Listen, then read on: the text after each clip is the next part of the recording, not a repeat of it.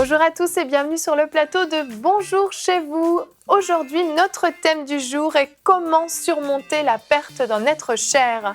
Et aujourd'hui, c'est Nadine qui va nous apporter la pensée du jour. Et ensuite, dans la rubrique C'est mon histoire, Laure Gingras est venue nous raconter comment Dieu l'a consolée du décès tragique de sa maman. Voilà, vous connaissez le programme, je vais retrouver les chroniqueurs.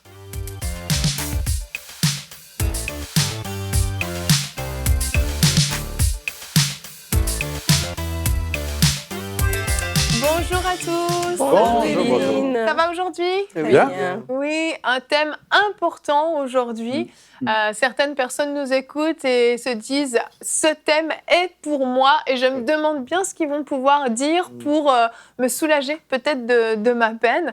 Donc si c'est votre cas à la maison, je tiens à dire que ce qu'on dira, je ne suis pas sûre que c'est ce qu'on dira qui vous soulagera de votre peine, mais par contre le Saint-Esprit, lui, peut se servir de ce qu'on vous dira pour vous soulager. Donc je vous invite dès le début de cette émission à dire simplement au Seigneur que vous avez le cœur ouvert pour ce qu'il veut faire, ce qu'il veut accomplir, ce qu'il veut vous dire aujourd'hui au travers de cette émission. Vraiment, ouvrez votre cœur pour recevoir la consolation que Dieu veut vous apporter. Donc c'est ça, c'est un thème important. On a parlé il y a 3 jours de notre espérance éternelle, hein, de cette patience récompensée du ciel, de notre héritage glorieux. Et puis là, aujourd'hui, on va rester focalisé sur le deuil, mais lorsqu'on a perdu une personne dont on a l'assurance que cette personne est au ciel, qu'on la reverra. Je tiens à le préciser, il y a plusieurs sortes de deuils par lesquels on peut passer. Et on ne vit pas un deuil de la même façon lorsqu'on sait qu'une personne s'en est allée au ciel, alors que quand on ignore la destination de la personne. Donc aujourd'hui, on va rester centré sur un deuil en cas lorsqu'on perd une personne dont on a l'assurance du salut. Et donc on en parle tout de suite dans la pensée du jour.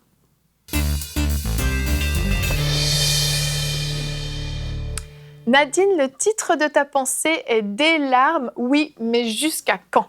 Oui, des larmes, oui, mais jusqu'à quand? Parce que pour vous qui avez perdu un être cher en ce moment, c'est ça la question que vous vous posez. Vous avez pleuré et vous dites, est-ce que ma peine va durer pour toujours? Est-ce que Dieu me voit? Est-ce que Dieu m'entend? Est-ce que Dieu sait que je souffre en ce moment? Pourquoi moi? Vous avez tant de questions et une de ces questions est des larmes. Oui, mais jusqu'à quand? Et pourquoi je sais ça? Parce que moi aussi, j'étais dans cette situation-là. Moi aussi, j'ai eu un deuil. J'en ai parlé ici il y a quelque temps de la perte de mon père, 2 mois après mon 17e anniversaire. Et je me rappellerai toujours, c'était un 27 décembre, il était minuit 27. Je me rappellerai être arrivée à l'hôpital, la sortie de l'ascenseur, les personnes qui étaient là, le couloir. Ces moments sont à jamais gravés dans ma mémoire. Et pour vous aussi qui avez perdu quelqu'un, le moment où vous avez entendu cette nouvelle est resté comme figé dans le temps, il est à jamais gravé dans votre mémoire. Mais il y a un lendemain à votre peine, il y a un lendemain à votre douleur, et c'est ce qu'on va parler aujourd'hui. En 2017, j'ai eu malheureusement à voir aux premières loges des personnes pleurer des êtres chers. Il y a eu des membres de notre famille qui ont perdu leur garçon de 4 ans au mois d'octobre et on a dû aller au cimetière enterrer un bébé de 4 ans. Par la suite, à Noël, juste après les fêtes de Noël, et on a dû accompagner une famille de l'église enterrer leur jeune de 19 ans qui est mort dans un accident de voiture. C'était très douloureux, très difficile. Et perdre un être cher, c'est extrêmement difficile. Que nous dit la mort, que dit la Bible de la mort?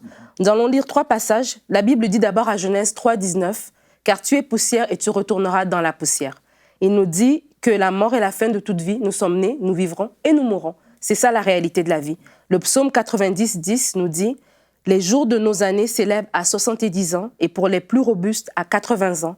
Et l'orgueil qu'ils en tirent n'est que peine et misère, car il passe vite et nous nous envolons. » Dans le psaume, on lit que Dieu est souverain et qu'en nous envoyant dans le monde, il a fixé le nombre de jours qui nous étaient destinés. Le psaume 139 au verset 16 nous dit « Quand je n'étais qu'une masse informe, tes yeux me voyaient et sur ton livre étaient inscrits tous les jours qui m'étaient destinés avant qu'aucun d'eux n'existât. » Donc Dieu est souverain et dans sa souveraineté, il a établi des jours à chacun d'entre nous. Un peu comme un écrivain a un livre, il y a un certain nombre de chapitres, mais chacun d'entre nous, nous avons un livre de vie avec des chapitres et Dieu seul sait combien de chapitres est-ce qu'il a octroyé à chacun d'entre nous.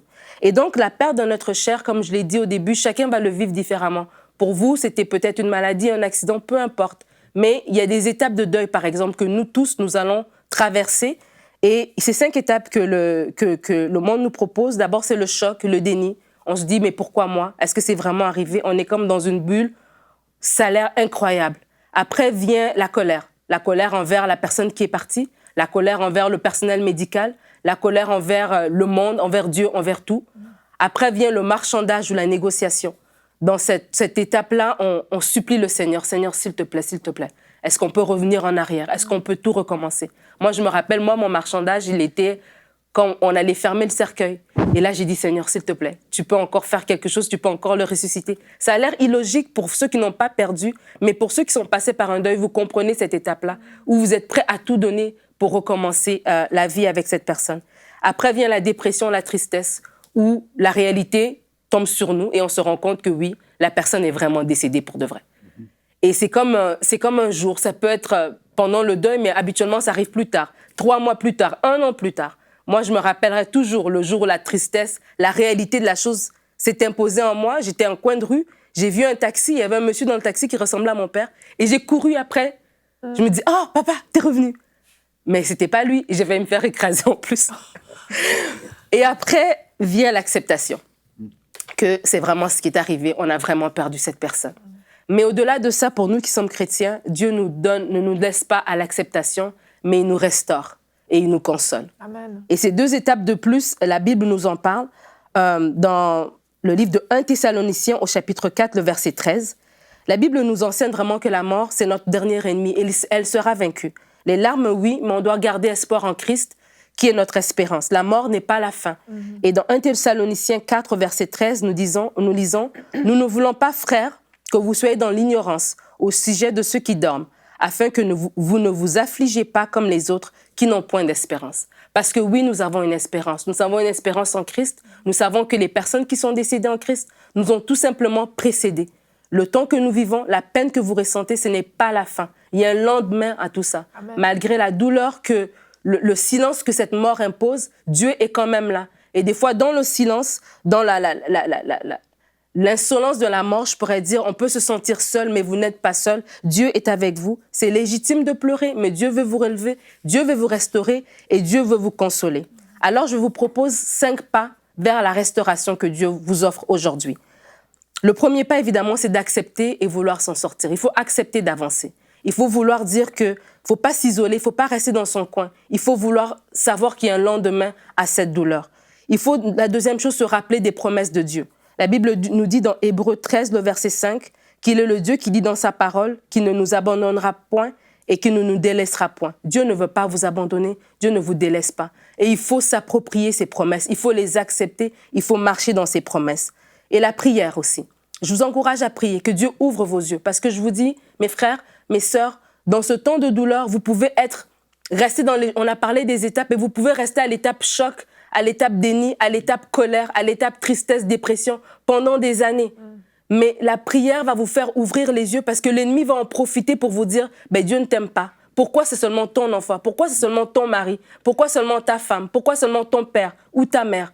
Et c'est dans cette accusation que le diable va plaider contre le Seigneur. Vous devez ne pas rester dans cet état, mais aller vers Dieu et dire, Seigneur, prends-moi dans tes bras d'amour, ouvre-moi les yeux, que je puisse voir ta bonté, parce qu'il y a une bonté de Dieu au travers même nos épreuves. Et la 4e étape, le 4e pas vers la restauration, c'est les témoignages de ceux qui sont passés par là. Parce que malheureusement, tout le monde passe par là. Et il y a d'autres personnes autour de vous qui ont passé par un deuil et ils peuvent vous soutenir par leur témoignage pour vous relever. Et le travail du Saint-Esprit, vraiment, c'est le point culminant. Le psaume 107:20 nous dit, il envoie sa parole et la parole est guérie. Et c'est le Saint-Esprit qui restaure, c'est le Saint-Esprit qui guérit, c'est le Saint-Esprit qui relève. Et dans la Bible, on parle de Ruth qui a perdu son père, qui a perdu son beau-père, son beau-frère et son mari.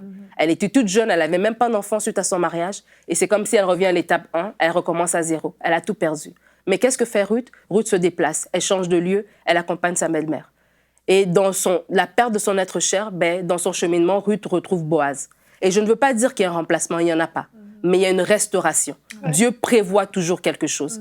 Et pour Ruth, il a fallu qu'elle change de lieu. Il a fallu qu'elle se déplace. Et peut-être pour vous, ce serait changer de maison, changer d'appartement, changer les meubles de la chambre à coucher qui sont restés intacts. Peut-être donner les meubles, donner parce que ces souvenirs, en fait, l'ennemi peut s'en servir pour vous garder figé dans ce lieu X-là.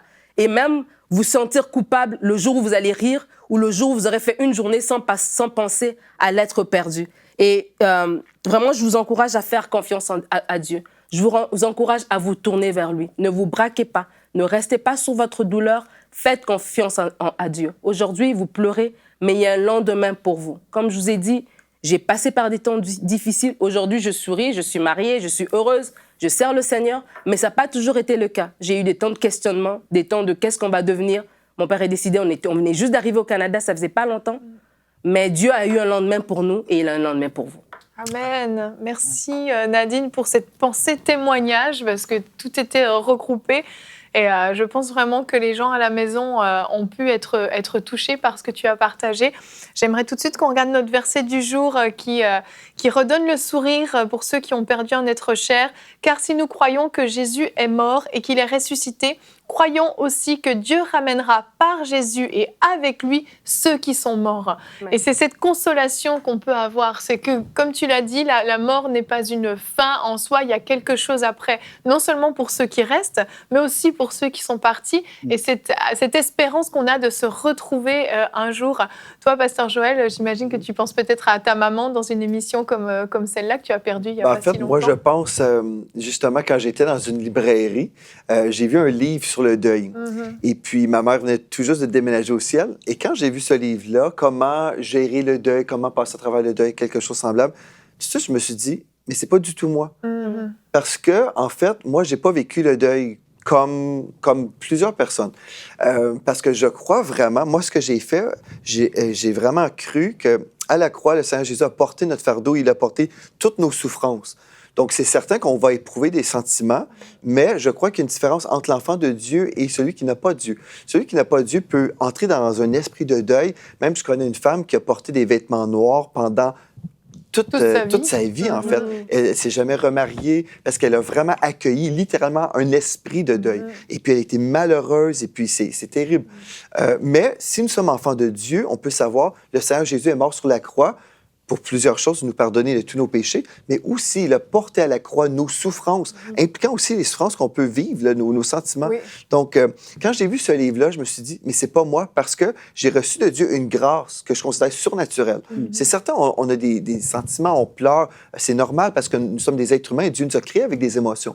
Mais on n'est pas obligé d'entrer dans cet esprit-là parce que nous avons le Saint-Esprit qui est là pour nous consoler. Puis moi, je pense aujourd'hui, on peut vraiment ouvrir notre cœur. Si vous êtes dans le deuil aujourd'hui, vous souffrez, bien, recevez de la croix la provision de consolation que Dieu en réserve pour vous. Et c'est là où vous verrez une différence entre celui qui est enfant de Dieu et celui qui est sans Dieu. Mais le monde nous enseigne comment vivre notre deuil, et ça ne devrait pas être ça.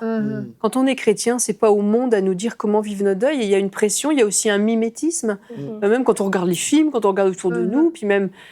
quand il faut absolument être très triste, passer des années dans le noir, déchirer ses vêtements. Dans certaines sociétés, je sais pas, au Maroc, on crie, et il y a même des femmes qui sont payées pour pleurer, des pleureuses.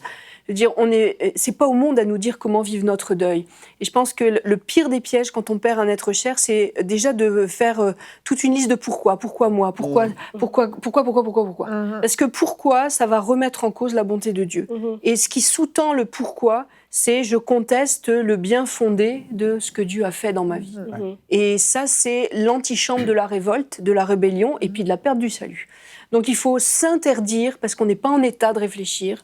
Quand on perd un être cher, il faut s'interdire d'entrer sur le terrain du pourquoi. Tu n'es pas en état de réfléchir à pourquoi c'est arrivé, donc tu te tais, tu ne poses pas la question pourquoi, et tu te concentres sur la consolation que t'apporte le Seigneur, sachant que dans la parole de Dieu, il y a une promesse de consolation qui est profonde. Et ce n'est pas parce que dans le monde, il faut que la terre s'effondre parce que ton mari est décédé, ou que ton enfant est décédé, que toi, tu dois vivre la chose pareille. Quand la maman de Jonathan est décédée, on n'a pas vécu le deuil comme d'autres personnes du monde pourraient vivre le deuil. On savait qu'elle-même demandait au Seigneur de la reprendre, parce qu'elle disait « Seigneur, mon règne est achevé là, sur cette terre, j'ai fait ma part ». Puis elle souffrait beaucoup, et elle n'avait qu'une hâte, c'est de retrouver son sauveur. Donc quand on nous a appelés pour nous dire « Eh bien, mamie est retournée près de son sauveur », mais c'était pas une joie, parce qu'on a la tristesse de la séparation, mais c'était un soulagement, parce qu'on s'est dit enfin ces souffrances s'arrêtent. Donc, on n'a pas à vivre comme le monde nous dit. C'est sûr de que dans des situations comme ça, c'est vrai que quand la personne est âgée, on se dit elle a achevé sa course et tout ça, c'est vrai qu'il y a presque une réjouissance.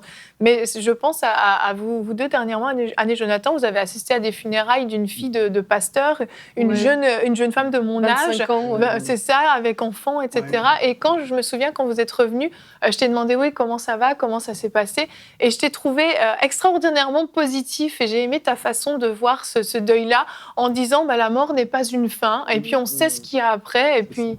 Et c'est comme ça que l'a vécu la famille. Oui. Mais ça me fait penser à cette histoire du roi David. David est en pleurs, il a le sac, la cendre, parce que son enfant est sur le point de mourir. Mais quand l'enfant est mort, c'est fini. Oui. Et parce qu'en fait, il lutte, il combat, il prie, il supplie, mais une fois que l'enfant est mort, il n'est plus là dans le deuil, la mortification, en disant « Seigneur, qu'est-ce qui se passe ?» Je veux dire, il y a tout un contexte aussi, je ne vais pas rentrer dans le contexte de cette histoire, mais pour dire que le chrétien peut vivre les choses comme sur une autre planète. Mais c'est quoi ça? Est-ce qu'il est content qu'il soit parti? Oui et non. mais maintenant, c'est sûr que le plus difficile, c'est quand on ne comprend pas. Et quand on cherche une réponse. Le titre, si on a le thème qui nous revient, le thème d'aujourd'hui, c'est surmonter. C'est ça, exactement. Et dans surmonter, il y a le mot montagne. Donc, il faut passer par-dessus une montagne. Et là, on peut avoir le deuil comme étant une montagne devant nous, où on dit, mais là, ça passe pas, il y a une montagne qui vient devant moi. Avant, j'avais une belle vallée. Puis là, il y a une montagne, j'ai l'impression qu'il n'y a plus d'avenir, qu'il n'y a plus rien. Le meilleur moyen de surmonter une montagne, c'est de prendre de l'altitude. Et donc, quand on est dans la présence de Dieu, puis qu'on prend de l'altitude et qu'on voit les choses de plus haut, on passe par-dessus la montagne. Et quand un aigle franchit une montagne, ça passe bien. Quand on est au-dessus d'une montagne, il n'y a pas de choc, c'est fluide, c'est calme, c'est tranquille, c'est paisible. Et c'est ça ce que le Seigneur veut faire avec nous, au travers du Saint-Esprit, nous amener à prendre de la hauteur. Si on reste terre à terre, on va se prendre la montagne dans le nez. Exactement. Et si on prend de la hauteur et qu'on laisse l'Esprit nous guider, on passe au-dessus de la montagne. La montagne est là, mais on la franchit. Exactement. Et je pense qu'il y a quelque chose aussi qui est un grand danger quand il y a quelqu'un, un être cher qui est au Seigneur et qui décède, parce que parfois le décès est brutal comme dans un accident, mais parfois ça vient, comme la jeune femme dont on parlait tout à l'heure, après une longue maladie. Et qui dit longue maladie dit aussi longue lutte. Et parfois, les proches ont lutté à genoux des nuits, des jours. Ils ont jeûné, ils se sont attendus à Dieu, même ils se sont attendus à la résurrection de la personne, comme tu le disais dans ton témoignage. Et ça peut donner un immense vertige et une immense frustration au niveau de sa foi. Et j'ai dit, c'est vraiment important quand ça arrive, parce que c'est fini là. Puis accepter que c'est fini. On a fait ce qu'il fallait, mais c'est fini. C'est pour ça vraiment que j'insiste sur le fait que il n'y a plus à combattre. Il n'y a plus à combattre. On a combattu. Le combat n'a pas donné ce qu'on espérait qu'il donne, mais il ne faut pas remettre en question sa foi, il ne faut pas remettre en question l'amour de Dieu. Il ne faut pas rentrer sur ce terrain-là, parce que c'est un terrain d'amertume et c'est un terrain mortifère. Donc on a lutté, on a fait notre part, mais il faut s'en remettre avec soumission à la suprématie de Dieu, à sa toute sagesse, à sa toute puissance, en disant « Seigneur, j'ai rien compris, j'ai cru en toi, tu n'as pas exaucé, je ne sais pas pourquoi ». Mais béni soit l'Éternel, parce que l'Éternel a une sagesse qui dépasse la mienne. Amen. Amen. Et Dieu est souverain, et se rappeler de la souveraineté de Dieu. Dieu est souverain, tout simplement. Exactement. On va regarder maintenant le témoignage de Laure Gingras, qui est venue nous raconter comment elle a perdu sa maman quand elle avait 5 ans, de façon très, très brutale et tragique, et surtout comment Dieu l'a relevée, a restauré sa vie pour faire d'elle une femme épanouie et heureuse aujourd'hui.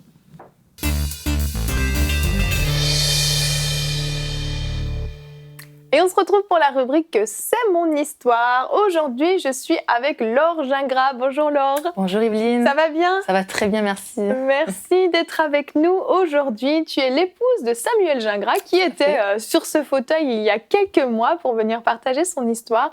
Et ensemble, tous les deux, vous servez le Seigneur avec vos 2 enfants qui ont quel âge? 4 ans pour ma fille et 1 an pour mon fils. 2 beaux enfants, je peux le dire. On verra leurs photos à la fin de la rubrique, mais c'est 2 enfants magnifiques. Et vous êtes tous les 2 pasteurs à l'église Sainte-Seine ici au Québec, à Granby très exactement, pas bien loin d'ici. Et toi, tu es issu d'une famille spéciale, j'ai envie de dire, parce que dans tes arrière-grands-parents, je ne sais pas combien de fois arrière, peut-être que tu le sais, il y a William Booth, qui est nul autre que le fondateur de l'armée du salut. Exactement, c'est ça. Ouais. C'est ça, donc c'est des générations en retard. Et tu es issu donc d'une famille chrétienne qui a servi Dieu de génération en génération. Exactement, ouais, c'est vrai. Et tu es la cadette d'une famille de 4 enfants. Tu as 3 frères aînés. Et puis, quand tu avais 5 ans, tu as vécu ce choc terrible qui doit être qui est la perte de ta maman dans un accident. Ça s'est passé quand même très brutalement, subitement. Et puis, tu as dû apprendre ensuite à t'adapter, à faire ta vie en fait sans ta maman, en étant la seule fille finalement de la famille. Exactement, oui, c'est ça. Donc moi, j'ai grandi dans une famille chrétienne, donc avec 3 grands frères, comme tu as dit, puis mon papa. Puis à 5 ans, donc ma maman est décédée donc subitement. Et donc voilà, donc c'était pas vraiment facile. Mais c'est vrai que petite, je le réalisais moins. Je suivais mes frères partout. C'est ça, on s'amusait ensemble. C'était pas encore quelque chose qui me pesait beaucoup. Je réalisais pas vraiment en fait, parce que 5 ans c'est quand même petit. Oui. C'est sûr. Donc on réalise pas beaucoup. Et puis au travers de ça, en plus, même à l'école, j'avais plein de copines. Leur maman était tellement gentille avec moi. Elle prenait tout soin de moi. Elle m'invitait. Puis non, je me sentais quand même chouchoutée. Oui. Donc ça a permis que je sente pas vraiment ce manque exactement dans ma vie.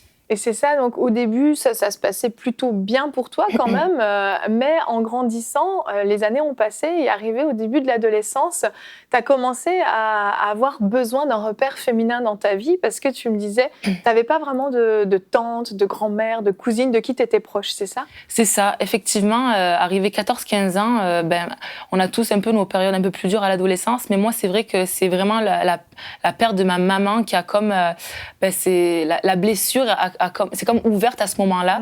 C'est devenu plus dur pour moi parce que c'est un moment où on a vraiment besoin de... l'adolescence, c'est pas facile. Oui. Puis on a besoin d'avoir un repère féminin, puis de se sentir comprise, puis écoutée.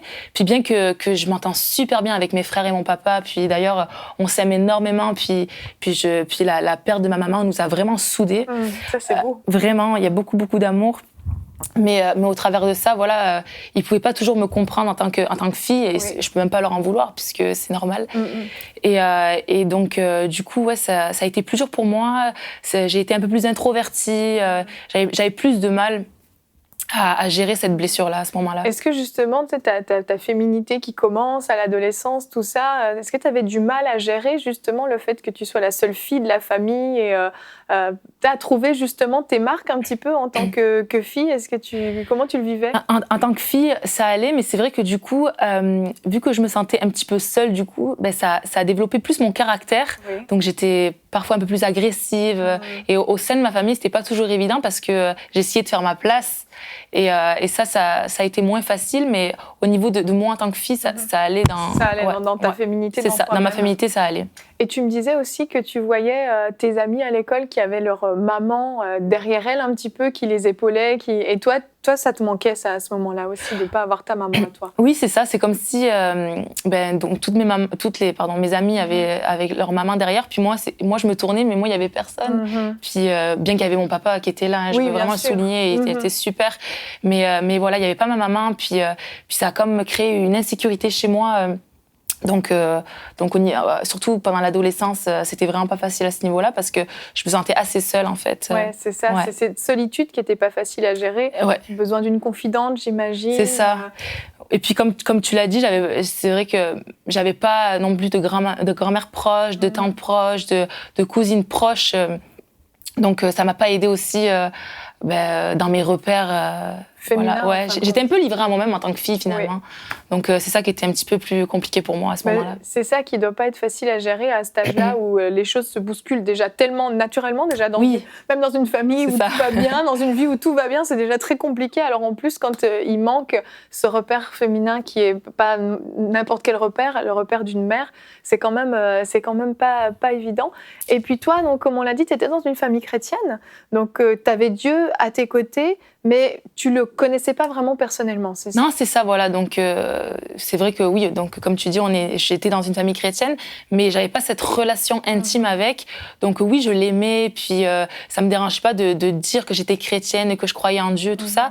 Mais vu qu'il y avait pas cette intimité, c'était comme plat. Ouais. Vraiment ma relation avec lui, donc je vivais pas grand-chose, quoi, finalement. Exactement. Donc finalement, t'étais un peu attirée vers les choses du monde, vers justement à cet âge de l'adolescence. Oui, d'autant plus qu'à mon église où j'allais, il n'y avait pas vraiment un groupe de jeunes. Donc forcément, quand tu es jeune, tu as envie d'avoir des amis, c'est normal.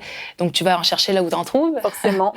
Donc c'est ça. Donc j'ai plus été dans le monde pour essayer de trouver des amis et puis des gens qui s'intéressent à moi, puis avec qui je pouvais partager. Exactement. Surtout que si tu te sentais peut-être des fois un peu mal dans ta peau et tout ça, tu avais besoin, je pense, vraiment du soutien des autres et c'était nécessaire.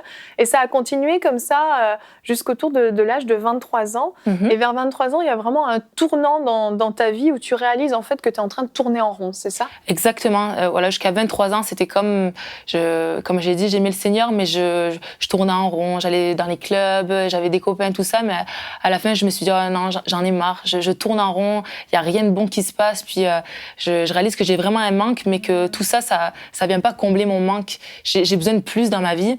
Puis du coup, j'ai décidé de faire un programme qui s'appelle Jeunesse en mission, vraiment pour en apprendre plus sur Dieu, puis plus sur moi-même aussi.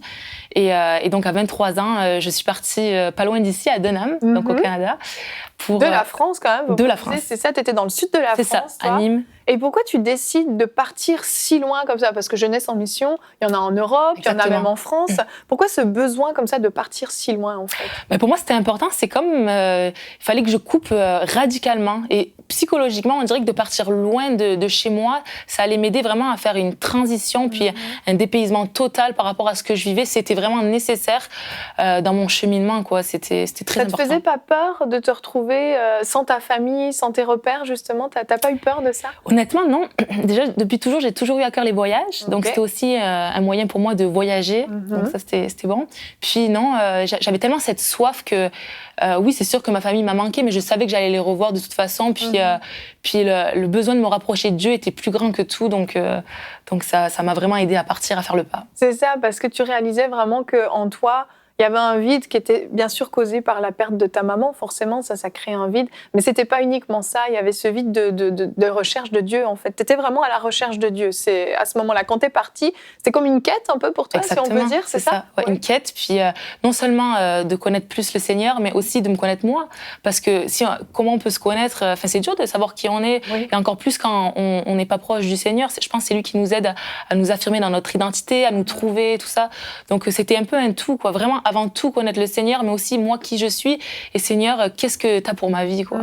C'est beau, je trouve, et c'était courageux de ta part, vraiment, de tout quitter, de partir. Merci. Et voilà, tu arrives au Québec, tu arrives à Jeunesse en mission, et comment ça se passe là-bas pour toi? Le dépaysement total, déjà. Oui, ça, c'est sûr. Ouais. Tu as goûté aux premiers hivers québécois. C'est ça, exactement. Mais vraiment, très, très formateur. J'ai vraiment aimé mon expérience là-bas. Donc, c'était 3 mois théoriques. Okay. Donc, chaque semaine, on avait des prédicateurs différents. On apprenait sur toutes sortes de sujets, sur Dieu, la crainte de Dieu, tout ça et tout. Puis après, pendant 2 mois et demi, on partait en voyage missionnaire. OK. Voilà.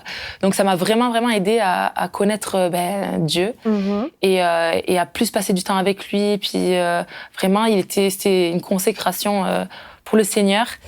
Et puis, j'arrête pas de dire que les 6 mois que j'ai passés là-bas, c'est comme si j'avais plus appris pendant ces 6 mois que pendant mes 23 dernières années de vie, quoi. Donc, où t'étais pas vraiment proche de Dieu, en fait. Ouais, puis ça m'a encouragée parce que j'ai vraiment vu Dieu au travers de ça je l'ai mis en premier, puis c'est comme si à partir de là, tout a découlé dans ma vie. Puis c'était même pas compliqué, ça coulait, quoi. Puis ça m'a vraiment encouragée.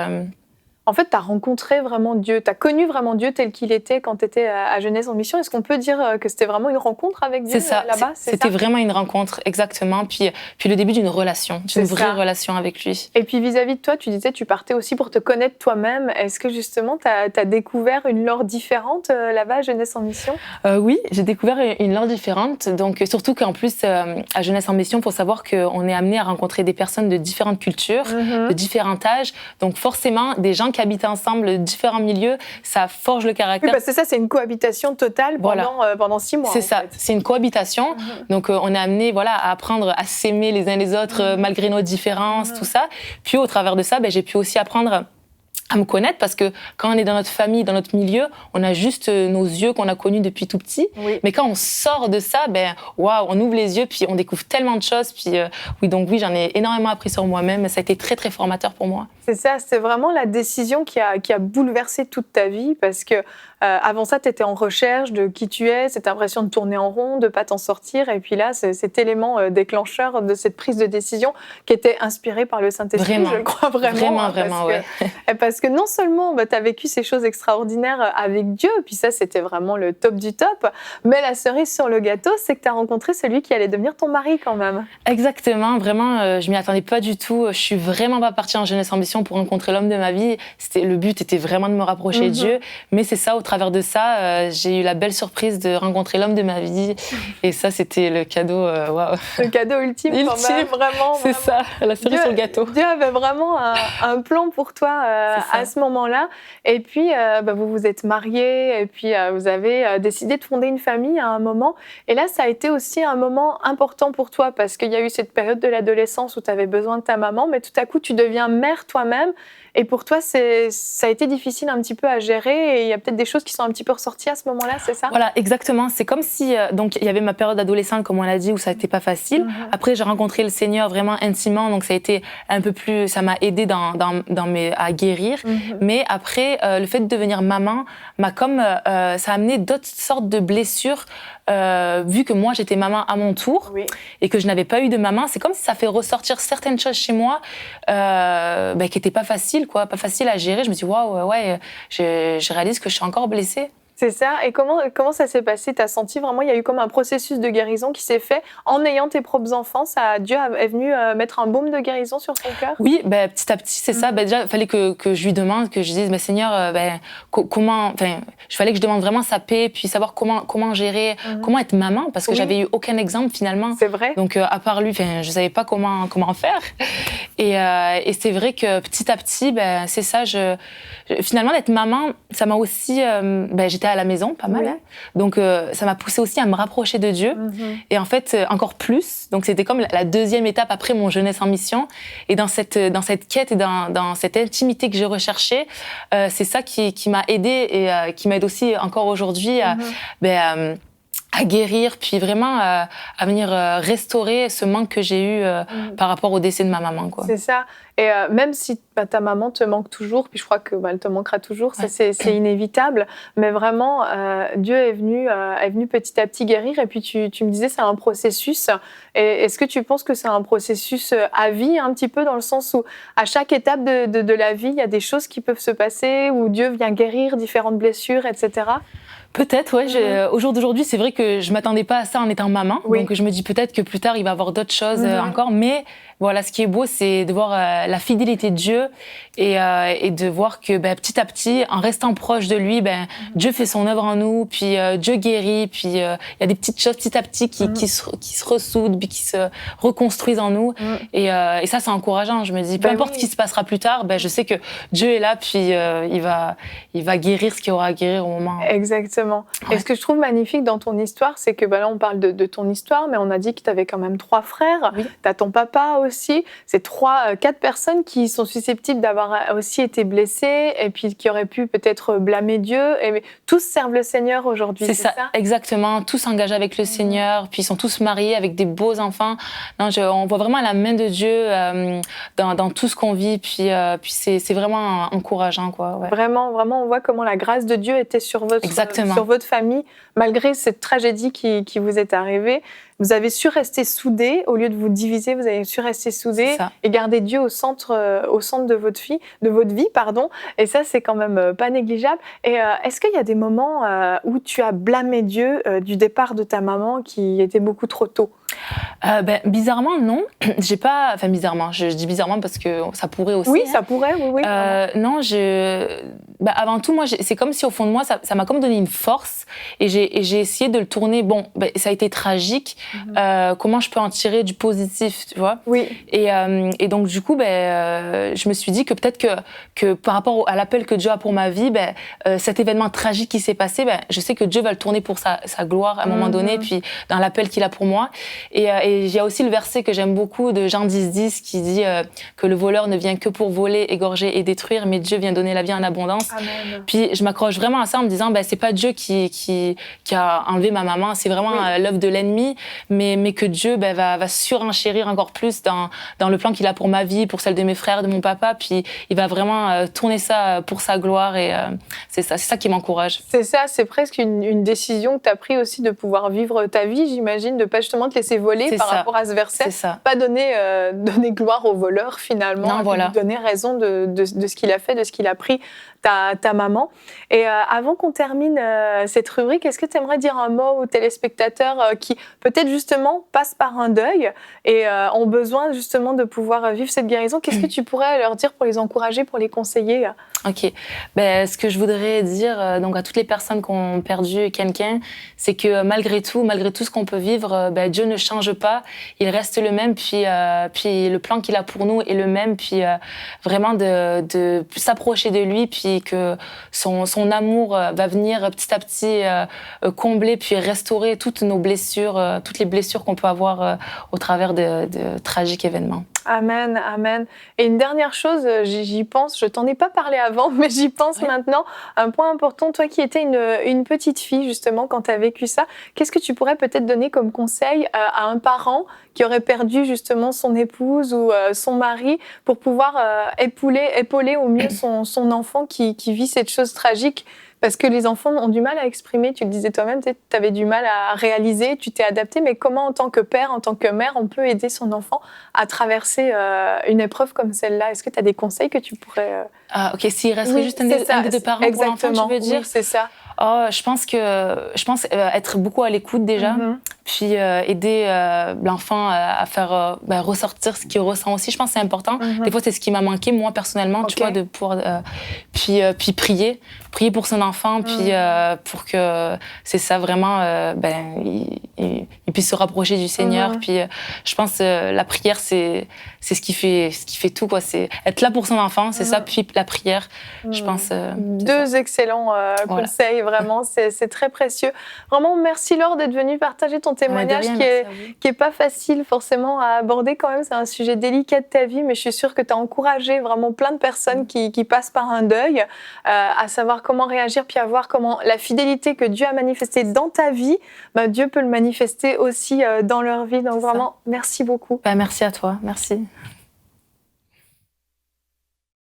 Donc, au travers de ce témoignage et des différents exemples dont on a pu parler sur ce plateau, on voit qu'il y a plusieurs façons de vivre un deuil en fonction quand même de la tragédie qui s'associe au deuil, en fait, parce qu'il y a des décès qui sont quand même beaucoup plus faciles à accepter que d'autres. Mais dans tout ce qui a été dit sur ce plateau et dans la rubrique « C'est mon histoire », cette espérance quand même de savoir que la personne est au ciel, qu'on va la retrouver, qu'elle ressuscitera un jour et que nous aussi, au retour de Jésus, si on est parti avant, on ressuscitera avec cette personne, on passera l'éternité ensemble. C'est vraiment ça qui peut nous donner cette paix et cette capacité de passer par-dessus. Et je veux rappeler, avant de terminer cette émission, l'étape 1 dont tu as parlé, Nadine, parce qu'il faut commencer ce premier pas vers la restauration, qui est cette acceptation de laisser Dieu nous guérir, cette acceptation d'être à nouveau joyeux, d'être à nouveau épanoui, de vivre encore. Oui. Et je vous invite à aller sur le site enseigne-moi.com pour lire au complet la pensée de Nadine, pour revoir ces étapes. Si vous passez par un deuil, ça va vraiment vous aider et vous fortifier. Donc vraiment que le Seigneur vous console, qu'il mette sa paix et sa joie dans vos cœurs. Et nous allons nous retrouver la semaine prochaine pour des émissions encore merveilleuses dans la présence du Saint-Esprit. Que Dieu vous bénisse, passez un excellent week-end et bonjour chez vous.